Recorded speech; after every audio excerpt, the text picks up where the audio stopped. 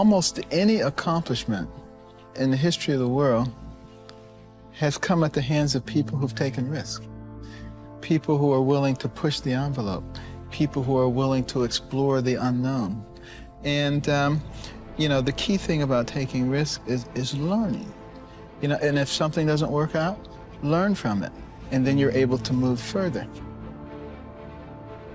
If you play it safe, that makes you stupid. Because if you don't take risks, you don't get smarter. You know, so you may know the answer, but you can't do anything. Because if you're going to be successful, you've got to take some risk. And when you take a risk, you make a mistake, and you might learn something, because we're supposed to learn from a mistake. See, that's what life is. See, you've got to be willing to give it all up. Because the only way that you can grow, you've got to risk. The only way that you can become your best, you have got to risk.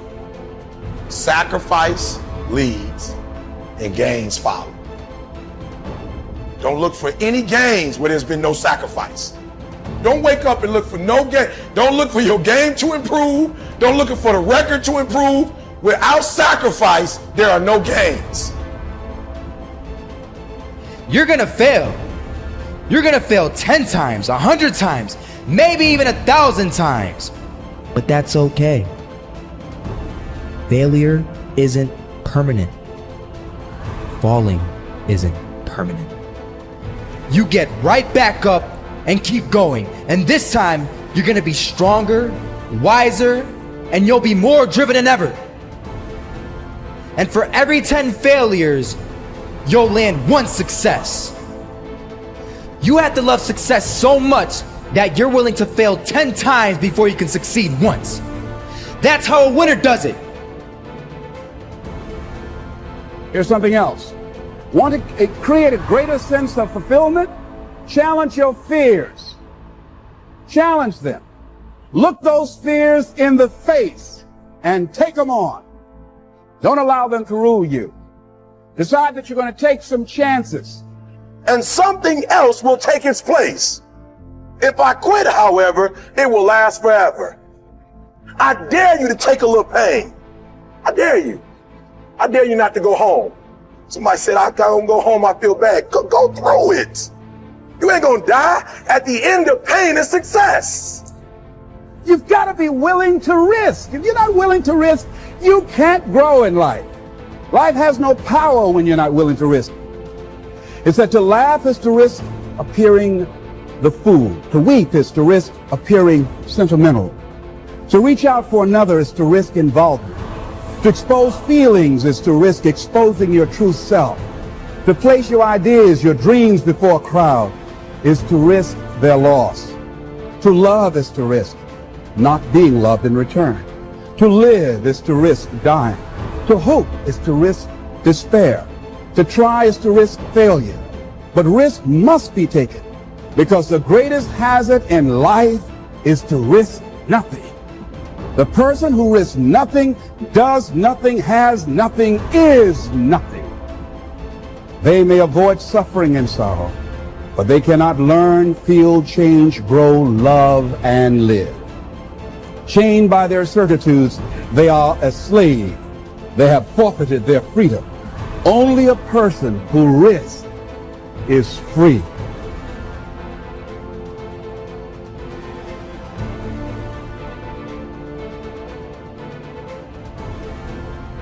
I don't know how many of you remember or recognize the name Howard Hill.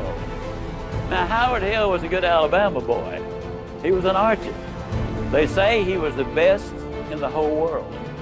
He entered 287 archery tournaments.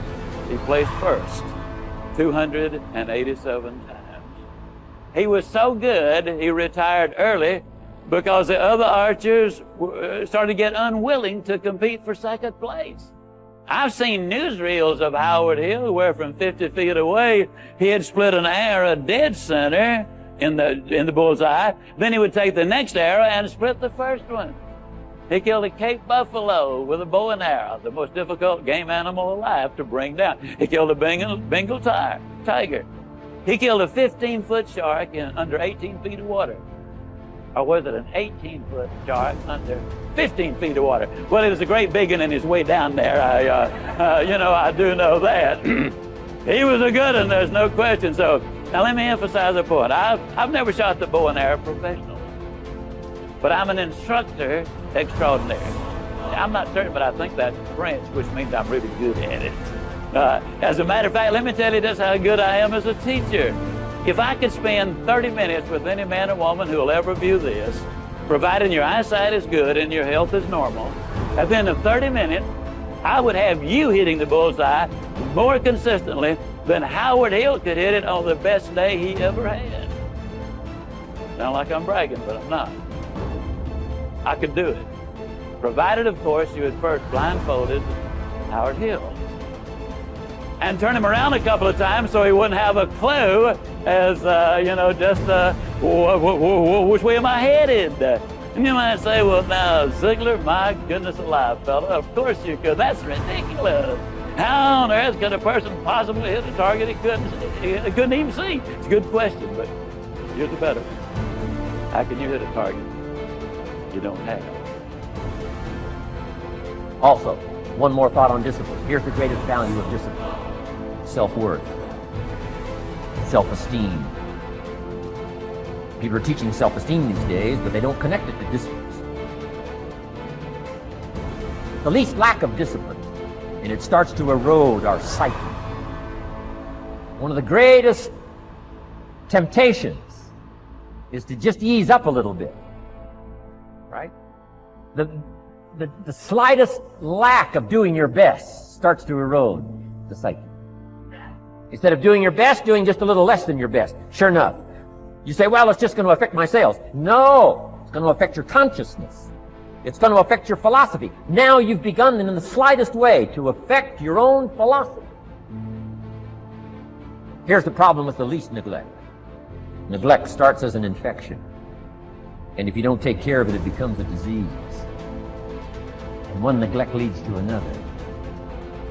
And the worst of all, when neglect starts, it diminishes our self-worth, our self-confidence, our self-value. You say, well, how can I get back my self-respect? I'm telling you, you don't have to go to 29 classes. All you have to do is start the smallest discipline that now corresponds to your own philosophy, like I should, and I could, and I will. No longer will I let neglect stack up on me so that I will have the sorry scenario 6 years from now, giving some excuse instead of celebrating my progress. That's the key to this. Okay? Let's get kids involved in the least of disciplines. One more, and then one more, and then another one, and then another one, and then some more. And the first thing you know, you're starting to weave the tapestry of a disciplined life into which you can pour more wisdom and more attitude and more strong feeling, more faith and more courage. Now you've got something, a vessel in which to put it. And now the equities start to flow. And the early return, I'm telling you, if you'll start this process, the early return will have you so excited, you'll commit yourself to this strategy for the rest of your life. You'll never go back to the old ways. Join a new crowd, join a new group. The disciplines to take action. You want to make your dream come true, you got to stay focused. Some people rather get even than get ahead. Stay focused on where you want to go. I just kept on doing what I was supposed to do. And so I was driving to the radio station. My opponent had over $20,000. I had less than $800. As I was in the radio station, the guy said, "You're going to make a commercial?" I said, "Yes." He said, "It better be a good one because that money can't go pretty far here." And I sat there in the middle control room and I was thinking, and here's what happens when you get still. Stuff will start coming. Something said, "Call your mama." You used to talk about your mother on the air all the time. Ask her to say a few words for you. That'll be a different kind of political spot. So I called my mama, and I had a gospel record playing in the background. And then I had my mother say, "Hello, this is Mrs. Mamie Brown. When I raised my sons, I raised them to be good children. When they got out of hand, I beat their behind and made them go right. Please vote for my son. He's a good boy." Usually in the state representative race, maybe 3,000 or 4,000 people will come out to vote in a primary. In that primary race, over 27,000 people came out and voted and said, I'm voting for Les Brown because his mama said he's a good boy. I won, ladies and gentlemen. I won.